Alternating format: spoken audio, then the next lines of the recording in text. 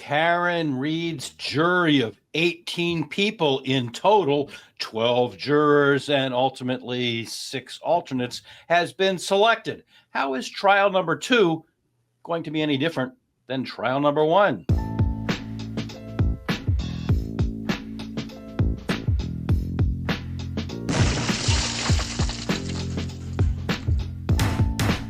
So Hank Brennan's going to be trying to use Karen Reed's interviews against her. I'm Lainey Law. And I'm attorney Andrew Myers. And it looks like this time around things are going to be pretty different, especially bringing in separate interviews, huh? Well, yes, of course. I mean, there is the old saying that I'm fond of saying from Albert Einstein, it is pure insanity to do the same thing over and over again and expect a different result. So it appears to me that both sides, the prosecution now headed up by Hank Brennan and the defense, which has a couple of new attorneys, are going to approach this differently because the prosecution did not get their conviction, but neither did the defense get a full acquittal. And we could get into the issue of how we understand from what some jurors have said after the trial that they said that there was unanimous sentiment with regard to count 1, the murder 2 charge, and count 3. So we can get into that. But essentially what I'm saying is that, things didn't go the way either party wanted. There was a hung jury, which lets the defendant walk. So let's take a look at jury selection in this case. It took a little bit longer than last time. It took about twice as long as in trial 1. On the final day of jury selection of 54 potential jurors, I thought it was interesting that 43 had at least heard of or discussed the case. Now, to those of us who have been following the case and read the media, that seems low. A lot of us would have thought that all of the potential jurors would have heard of the case. But of the 54 potential jurors in the veneer who came in on the last day of jury selection, 43 had at least heard of the case or discussed the case. 26 had formed an opinion. 8 had admitted that they had bias on the case, and that would have made objectivity difficult. They're obviously not going to sit. 6 said that they had philosophical reasons not to sit, and 25 had a hardship to serve. And so on that very last day of jury selection, of course, the 18 jurors who will listen to the case were selected. So there are a couple of issues that remain to be decided, but this is an internationally followed case. So here on this podcast, we've had comments from 52 different countries, but here is how the local press is following the case. This is an article from the Boston Herald. And there, of course, is Karen Reed with her 2 attorneys, David Yannetti and Alan Jackson, during jury selection at the Norfolk Superior Court. Here, of course, is Hank Brennan in the center, and Adam Lally, who tried the case the first time. And, he has a little bit of a, if I may interject, a little bit of opinion here. Doesn't he have a little bit of a look of disgust there? He's definitely not happy. And I will probably get comments for this, but Mr. Brennan is someone that I've known. I've sat in the same room with him, done some business with him, and he, I think many attorneys can say the same thing. He looks to me like he's aged over the course of these last 6 months. All that aside, after an exhaustive 10 days of screening, a jury has been selected for Karen Reed's second trial to begin. We are loaded for bear, ready to get this show on the road, and we're happy with the whole process today, Reed told reporters after Tuesday's final day of jury selection. In the morning, Special Prosecutor Hank Brennan filed a motion indicating that he planned to use public statements Reed had made in interviews during his opening statement, which is expected to come next Tuesday. And in response to that filing, Reed told reporters, come at me. I love that. I would not have said anything. I wouldn't say again, she said. Selecting the 18 jurors for trial took double the time it did last year. We'll skip over the background. You know, they pad out these newspaper articles with background, assuming that, you know, people are idiots. In one of my many journalism classes, I was told, if you're going to write for TV, you write for a 5th grade level, and I never agreed with that. But anyhow, we're skipping some of this is the point. Much of the public interest has been fueled by public comments from the defendant herself, who has done various magazine interviews and even gave extreme access to herself and her legal team for the documentary A Body in the Snow, The Trial of Karen Read, which aired last month on the network Investigation Discovery, known as ID, and streamed on HBO Max. The prosecution has seized on Read's public comments and on Tuesday filed a notice that it intends to introduce recorded statements in its opening argument. The revelation came as part of an overall motion stating prosecutors will produce a copy of those recorded statements to the court ahead of time for a ruling on admissibility, and that those will be marked for the record. So one of the questions I have for our viewers, and I really do want to take a look at what people feel. When you go see a defense attorney, and I think a lot of people know this, whether it's from personal experience or watching TV, when you go to an attorney in a criminal case, it's just bedrock, solid advice. Do not speak to anyone. Do not make a statement to police. Do not make a statement to prosecutors.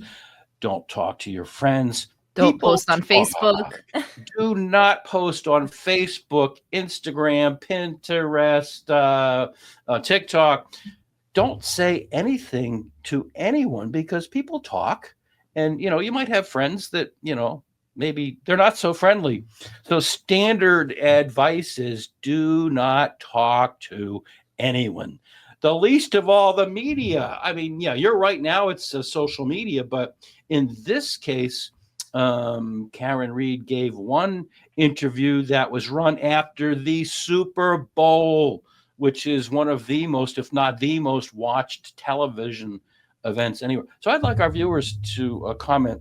Do you think that she should have made these statements in the media? Do you think that she should have been in Vanity Fair? Do you think she should have given the statement to the Boston Magazine, Gretchen Voss? Do you think that she should have participated in our documentary? Because certainly, as we know from other cases, these interviews can be done post trial. Either way it goes. I mean, I was watching a old documentary the other day on Sam Berkowitz, the son of Sam, while he's serving his sentence. So even, you know, we all certainly hope, and I haven't apologized for saying this, and I won't apologize for saying this. I certainly hope that Karen Read is found not guilty. At the same time, was it really wise for her to be giving all of these statements? So I don't know. I also want to say too that I can understand where it comes from, because we've talked about how we have all these different countries talking about this case.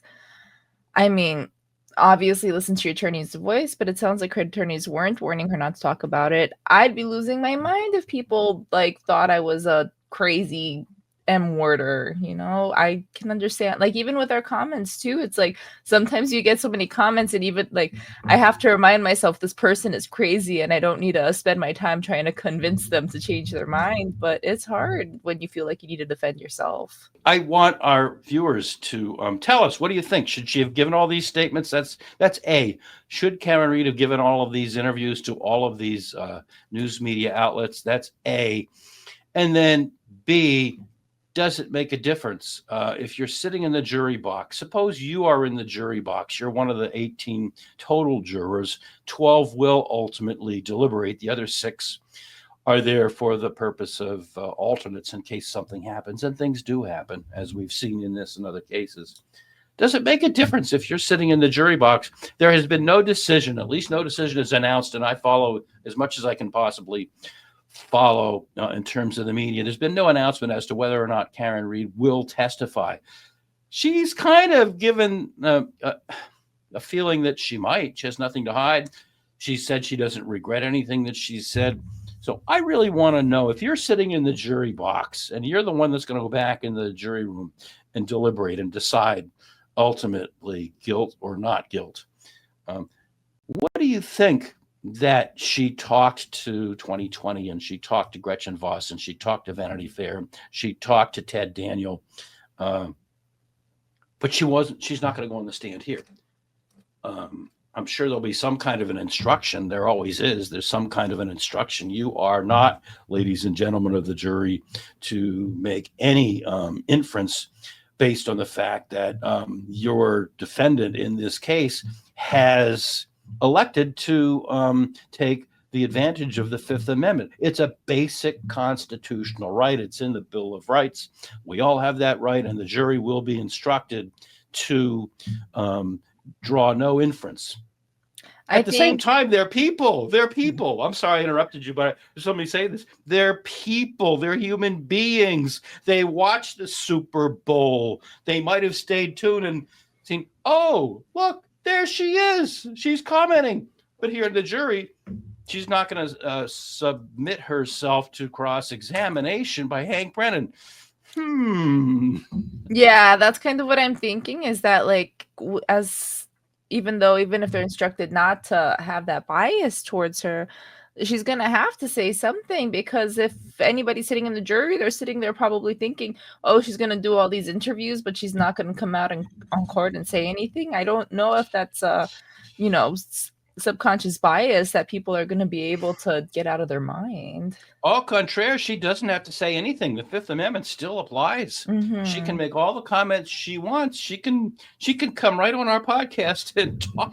She can do it. And very unusual. She's made these statements that we just read in the newspaper article. She's made these statements outside the courthouse, after as a former reporter. You stand there with your camera operator outside the courthouse, and you go over and you try to talk to the attorneys and you try to talk to the defendant. I never have seen a defendant talk to the media before, not while the case is pending. So that raises eyebrows at the very least. But she absolutely does not legally, constitutionally have any duty to say anything during the trial. But my question is to our viewers is, if you're sitting on the jury, what do you think of that? Now, how is this trial going to be different? Well, we have different players on the prosecution team. We have Hank Brennan, and to the very least, you have to say that his style is very different than Adam Lally. Adam Lally, one of the things was there had been statements before the first trial. Adam Lally never made any attempt to bring him in. Since the first trial, there have been a lot more, and Hank Brennan has every intention of using them, however the judge will let him. And that is a question that will be answered before our next episode. So join our next episode. On the other side, on the defense team, unfortunately, Mark Betterow will not be on the defense team, but Robert Alessi has joined, and he has shown himself to be extremely articulate. And not that the other attorneys aren't, but an intellectual. I've sat here sometimes, watching Brennan tear some of the defense pleadings apart. What the heck can the defense say? And Alessi gets up and very brilliantly and articulately challenges everything that Brennan just said. More low key. Alan Jackson is a good attorney, but he's more, I don't want to say flamboyant, but he's more out there. Whereas Alessi is more, I can see him being a law professor. Because he has that more laid back kind of tone. And of course, one of the former jurors is now on the defense team as an attorney, Victoria Brophy Goerge, who works with Yannetti. So that's one thing that'll be different. So it'll be more compact. It'll be more focused. I think that sometimes we all thought that the first trial was meandering here and there. Why did they bring in those girls from Aruba? It was in the Sullivan sisters. It was something that was there, but it was a month before John O'Keefe's death. And, so it was really a question. Did it really provide a motive? Because it went both ways. By the time the prosecution brought the Sullivan sisters on and the defense cross-examined them, I didn't see that it established even the slightest grain of motive at that point. I mean, I don't know. So that's just one example of how I think it's going to be more sharply focused in trial 2. It's almost like, and I hate to make this analogy, but it's almost like a dress rehearsal. You've done theater work, right? Yeah. In the dress rehearsal, you actually, for the first time, you're in your costumes and your hair's made up and you're not allowed to look at your notes. And, you do the dress rehearsal. And at the end, or sometimes he'll interrupt you, but at the end, the director sits you down in the audience. Okay, Lainey, the next time, why don't you do this?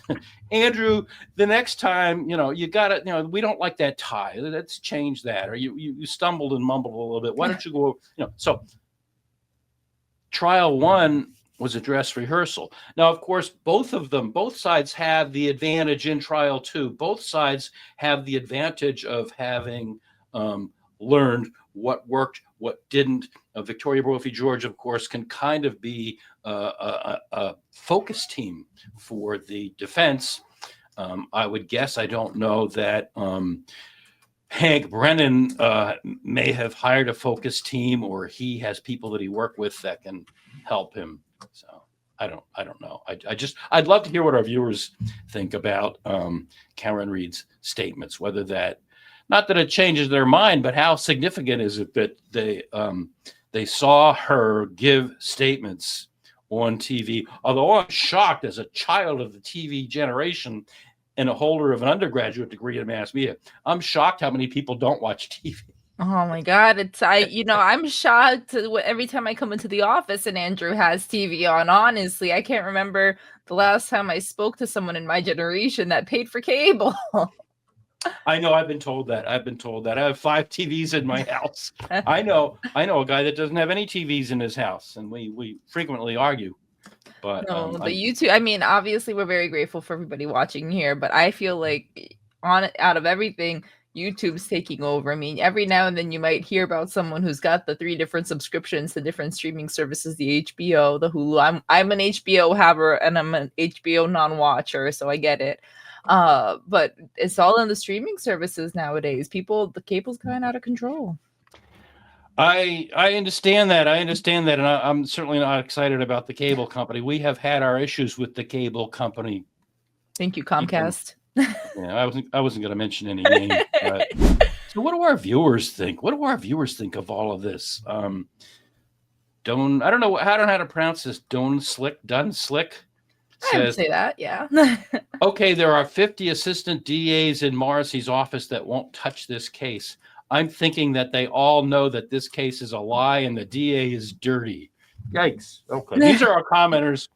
The only thing I can say is, when Vanity Fair back in, stop me if you want me to not repeat this again, just stop me. But back in October, Vanity Fair reported that none of the top prosecutors in District Attorney Michael Morrissey's office would try this case. And I scratched my head. I actually called a reporter that I know, and I said, "This can't be true. Are you going to look into this?" And he said he said he would. But I actually called Michael Morrissey's office, and I actually talked to a human being in the office, and they just kept referring me to some press release that had been released that had nothing to do with this case. So I said, "Could you get back to me?" And he gave me some nondescript answer. So I wrote a piece of correspondence and I faxed it to their fax number, which is on, I'm not doxing anybody. It's on their website, District Attorney Michael Morrissey in Norfolk County, Massachusetts. And I sent him a piece of correspondence. I said, "This can't be true." No response ever. And furthermore, A, they had just that very month hired a new press person, and B, the district attorney had in fact made statements about this case. He had released a video about it. So, don't tell me, "Oh, he can't comment." Yes, he can. Okay. No, enough on that. Is deafening. I told you should have stopped me. All right. So Sasha Bella, 73. Always appreciate your views on the Karen Reed trials. As someone that was born and raised in the Metro Boston area, I will agree that we have a beautiful state with lots to offer. That doesn't mean corruption doesn't exist. It's deeply ingrained in the fabric of our political system. And unfortunately, for a lot of people, and like we said, this is our commenters' beliefs and, just what they're saying. A lot of people do feel that way. And a lot of people, it's just like, they always say how they say, like, one bad apple spoils the bunch. So I don't know. It's hard. We want to believe that everybody's doing their job honestly, but I've I've had some friends that are needing to get like some paperwork and stuff done, and it's always funny. I don't know if our viewers have the same experience, but a lot of the time when you go to like any government office, for some reason, it's almost like you're being berated for not understanding the procedure. You like get in there trying to get help and they're like annoyed with you, which isn't to say corruption, but I don't know, the government jobs, depending on where you live, sometimes are not, the buildings are not as pleasant to go into, which doesn't mean anything for corruption, but it's always just a complicated, bad feeling experience for a lot of people. I'll say three things about this. First of all, you have to separate out law enforcement from the state itself. So I defend Massachusetts because, we've had commenters say, Massachusetts is no good. I'd never go there. Well, guess what? A lot of people go to college there, and a lot of people have a great time there. A lot of people go to the symphony. A lot of people have heard some good music. There's some fantastic. So you got to separate out the fact that, yes, there is corruption in some sections. That has nothing to do with the fact that it's a great state. That's number one.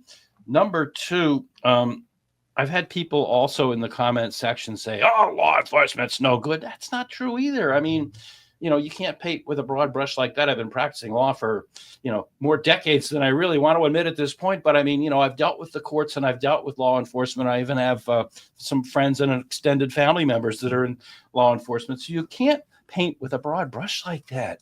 You can't say, as you just said, if there's one rotten apple, it doesn't mean the whole bushel is rotten. So, I mean, I've had positive experiences with people in the courts and I will defend them.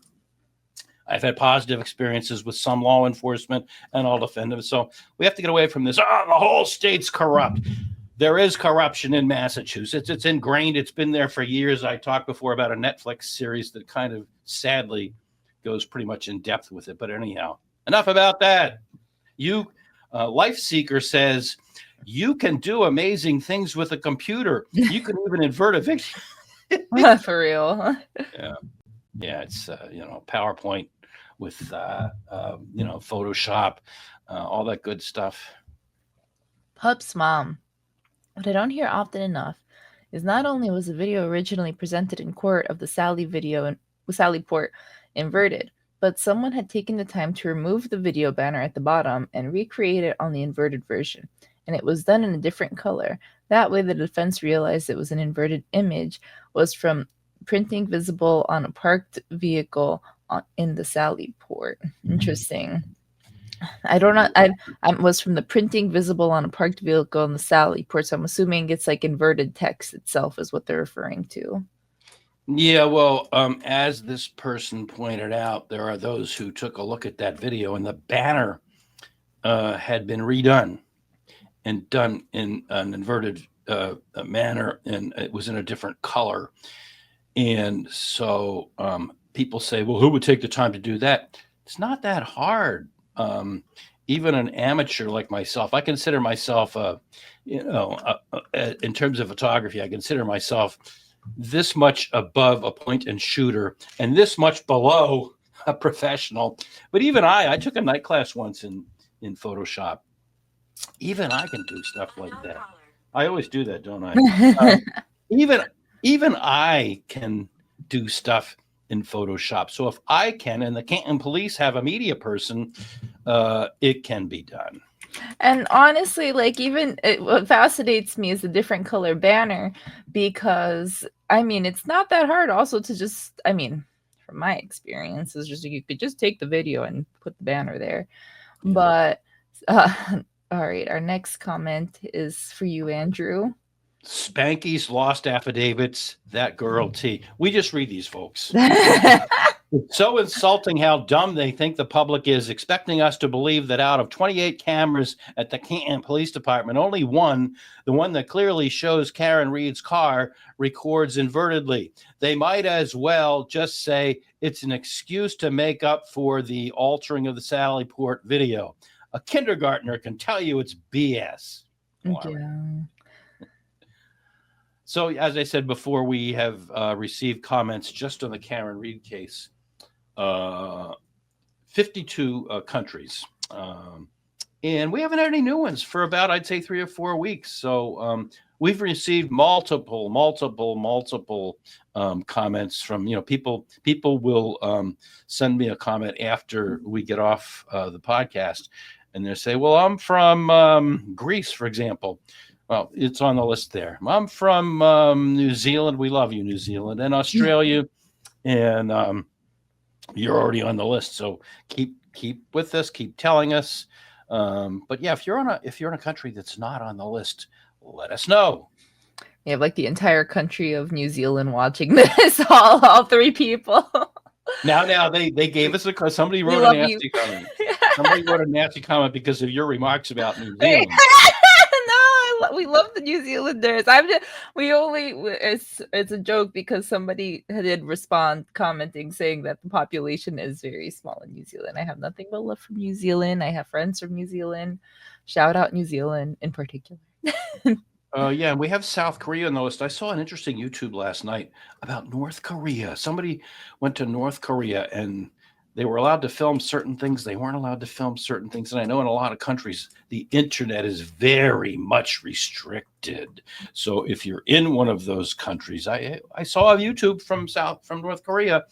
If you're in one of those countries where the internet is very much restricted, but somehow you are able to see us, let us know. So let's switch gears and do a couple of comments from the Koberger case.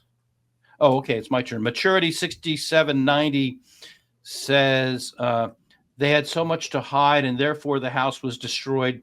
The crime scene was destroyed and nothing can take its place. No playhouse can substitute for creaks, echoes, thin walls, the position of the house to possible light from the outside, voices, etc. No, prosecution, do the best you can. I would agree with this and only note that I think she did it under pressure, but defense attorney Ann Taylor consented to the thing. So the main thing is the sounds, because I just imagine being in that house, and if you're able to be in one room and hear talking like very loudly from another room, that would play a huge difference, because I think we just assume that, when you're in a room, you're not going to really hear stuff. But I mean, you guys have probably seen it on the podcast. Sometimes my dog will be having a barking attack downstairs and it comes through clear as day. So yeah, I can't remember her name, but a commenter to our podcast, who actually has been on some other podcasts, but a commenter to our podcast said, I lived in that place. I was a student. When I was a student, I lived in that place. I was one of the many tenants that was there over the years. You can hear everything. If you're down on the first floor, you can hear the stairs and the floors creak from upstairs. So to figure out how to explain how the 2 witnesses who are pictured on the lower right-hand corner of this slide, only heard what they say they heard. So Naomi Van Tonder, 1161. Most M worders do present with no motion, nothing to do with autism. And I mean, I'm not an M worder expert. I'm going to say that right here, but I think that I don't know. Like I said, I'm not an expert on this. I don't have a large itinerary of, who's done what and what their reactions were in court. But something that I think about is when you have like people who are like sociopaths and stuff like that, they tend to be very personable almost, because they are working to kind of find favor with people. So I don't know. Like I said, I'm not an expert, but I almost wonder how accurate that would be. Well, the judge, you used the word sociopath. The judge said they're not allowed to use that word. So Sorry. The judge is Kick me out of court. Yeah, it's revoked of jury duty. I remember Ted Bundy's trial, and he was smiling and happy all the way through it. A lot of you can't paint with a broad brush on this. But I think what the commenter is saying is, if you're on trial for murder, look, I said it. I refuse to say it. I'm sorry. The M word is a legal word. It's in the statutes of, as far as I know, all 50 states. It's a word. I see people, even lawyers, dancing around it. And one podcaster who has his father, who's very brilliant, and I like listening to his father.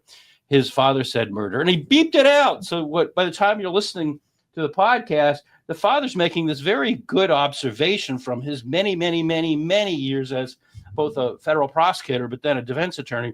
And it's a very intelligent, articulate experience, thought that he's expressing from many years of experience. And his son beeped him out from saying murder, which is an okay word. You can't say it all the time. You can't say it in the first minute and a half, but all right, enough about that. And I do want to clarify too, because some of you people watching, like, sometimes are like, why aren't they saying the word? I mean, we don't hear about saying the word. The reason is because when you do use a lot of words that YouTube doesn't like, not only like can you get like demonetized, which Andrew has said multiple times he doesn't do this for money, but the main issue is that it will suppress your video is one of our concerns. I don't know. I don't know if you've noticed in the last couple of episodes, I have slipped it in. Not always. I say M, but I refuse to say unalive. I refuse to say that. It is not a word. Now, with respect to autism, I don't want to get too deeply into that. I'd like to have an autism expert on, but we've gotten a lot of comments, and I've seen comments elsewhere of people saying that, they're stretching it to bring that in. They're really stretching to bring that in. Okay, 3. Katie Blue, 16. Hey, from Liverpool, UK. Hey, that's where the Beatles are from. Hey, from Liverpool, UK. Do we know when, if again, before trial, we're going to have another pre-trial hearing? Thank you in advance. Yeah, there's another hearing coming up on May 16th. There's another hearing coming up on May 16th. We'll see you there, Katie. Yeah. Larsa. From Larset 9. I so much prefer Judge. So true. The knife sheath they have might not even belong to the murder weapon because they don't have the weapon. But the prosecution and media make out like the sheath is the weapon. I was thinking the other day, had anyone ever heard anything about Ellie looking for the weapon? Dragging lakes, looking in drains, rubbish tips, sewers, and drains, because I don't remember any active search of Moscow. And different opinions and different things everywhere, but I don't know about that one. I also imagine that it's like super hard to find. Not that I have experience with that, but it's daunting, I imagine. There was a murder in Massachusetts many, many, many, many, many, many years ago of a physician who had been slain in Tewksbury, Mass. And I remember them dredging all the lakes in southern New Hampshire, and I think they did finally find the murder weapon. So that is something that's done. The problem is the Snake River is down a ways, and there are thoughts that he could have driven down there. And I remember early on, this was a question that was asked in all of those press conferences between November 13th of 2022 and when they actually arrested Mr. Koberger at the end of that year. And the police were they gave those vague official types of answers. We're doing everything we can possibly do. We're searching everywhere where we have tips. They gave those types of answers that didn't specifically answer this, and that's my only real memory of that. So, well, what makes me think of it too, Andrew was recently part of an investigation where they were using like drones and stuff to try to find things, and even with the drones and with all the technology available, it took them so long to end up finding the body. And that wasn't a knife sheath or a knife. Body. It was an entire body. And we're talking about the case of Amanda Grozewski, and we've thought about doing a podcast about it. And the young woman was missing for 5 years. 5 years, and then that's how long it took them to find her body. But anyhow. Mm-hmm. Our last comment for the day, number 1 from Stacy Dean. Does the dollhouse come with a life-size Brett Payne and a white Barbie Elantra? I don't think so. I don't think so. So to wrap it up, we always have to remember that the Idaho 4 case is about the 4 victims, Kaylee Gonsalves, Ethan Chapin, Xana Kernodle, and Madison Mogan. And we always have to remember that the case is, in fact, about them. And their families, and some of their families were in court for the hearing that we spoke about in our last episode. So I don't know, any final thoughts? I mean, it's brutal. Obviously with either of the case, we're going to go with whatever the court decides. I think that one of the reasons a lot of people like watching our channel is because we do our best to try to remain unbiased and just point out some of the things going on. We just, remember that we don't feel, I can't speak for Andrew, but I can speak for myself, where it's like we just respond to these things as they come up and have reactions as the jury almost would have them. I mean, Andrew has his legal perspective, so he's able to kind of fine tune and point out a lot more inconsistencies than the average person. But at the end of the day, we're just reflecting what society thinks. You see our comments, we do our best to present all sides, and both cases are very complicated and have garnered a lot of national attention. And all we can really say is thank you guys for choosing to watch our channel and getting this far. And we really appreciate you guys. My final thought is this. I think the Karen retrial is going to move along a little bit more quickly. I think people learned their lesson from all the days off that there were weeks where there were only 1 or 2 trial days in the Karen retrial. There were way too many witnesses. I think we'll see witnesses come on the stand and get off the stand a little bit more quickly. And we'll also see fewer witnesses. I think we'll see more sharp cross-examine. There were witnesses that the defense didn't even cross-examine the first time around, and I don't think we'll see that the second time around. And finally, a real unanswered question is the Sally Port video. How is that going to be handled? There's an old saying that you want to, blunt any really negative evidence. So will Mr. Brennan just say, the camera showed it? I shouldn't do that, because I tried to do an imitation one time and our commenters blasted me. It's not so nasal, it's more guttural. But anyhow, I don't know why I digress from that. But how will that be handled by the Commonwealth? Will they come right out and say, the camera showed it inverted, or will they come out and show it the correct way and say, some of you might have heard that at one point the pictures of the Lexus were shown inverted. We just want to let you know that this is a clear and accurate version of the way it looked in the Sally. That is one question that I don't think has been answered. I haven't seen it answered anyhow, anywhere. But I think that we will see a very different kind of a trial. And we've said before, if you don't have time to watch the entire trial, I do. I'm still working as an attorney. I don't have time to do these, 4 or 5, 6, 8-hour lives. I can't do it. But I do watch the entire. If I can't watch the hearings in my office during the day, I do watch them when I get home.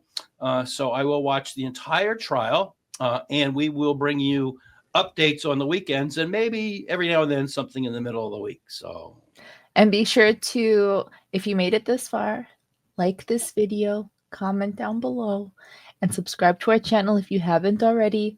I would say that if you have made it this far, comment a little flower emoji. As we approach into spring, if you're in New England, you may have been tortured by some snow recently, but spring is here. Spring is fully on its way, so comment your little flower emojis, guys. Spring, we just had snow last week, and then also they're calling for snow up north, up in the northern section. So skiers, I hope you're happy. I really hope you're happy now that I don't ski anymore. Okay, thank you for joining us. Like, subscribe, and until the next time. Whether you're in the grocery store, the gas station, or anywhere else, please remember to be kind to people. You don't know what they're going through. And the same goes for our comment section. We want you to comment, but be nice, be kind, be positive if you can. And thank you for watching. Be sure to like and subscribe. Have a good one.